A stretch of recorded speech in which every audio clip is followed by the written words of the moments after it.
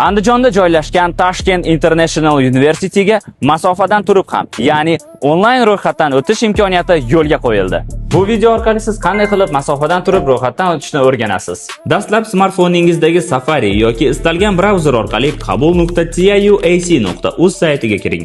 Ushbu ko'rib turgan saytingiz ochilganidan so'ng ariza topshirish tugmasini bosing. Keyin telefon raqamingizni kiriting va sizga SMS xabari yuboriladi. SMS orqali kelgan tasdiqlash kodini kiriting. Shundan so'ng o'zingiz uchun parol o'ylab toping. Ushbu parolni eslab qolishingiz muhim. Parolni quyidagi qatorga qayta kiritib, tasdiqlash tugmasini bosing. Endi JSHRingizni, pasport seriyangiz va raqamini kiriting. Shuningdek, qo'shimcha bog'lanish uchun ota-onangiz yoki yaqin qarindoshlaringiz telefon raqamini kiriting. Endi birinchi bosqichga hujjat topshirayotgan bo'lsangiz, bakalavriat ta'lim bosqichini tanlang.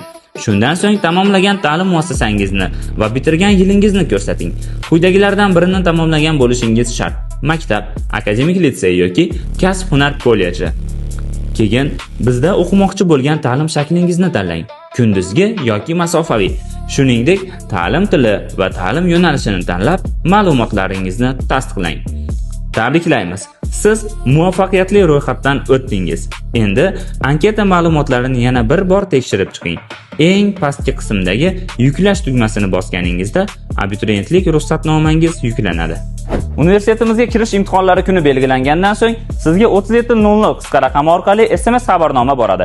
SMS xabarnomada imtihon kuningiz hamda vaqti belgilangan bo'ladi. Qo'shimchasiga kol markaz xodimlarimiz sizga telefon qilib bir qator ogohlantiradi.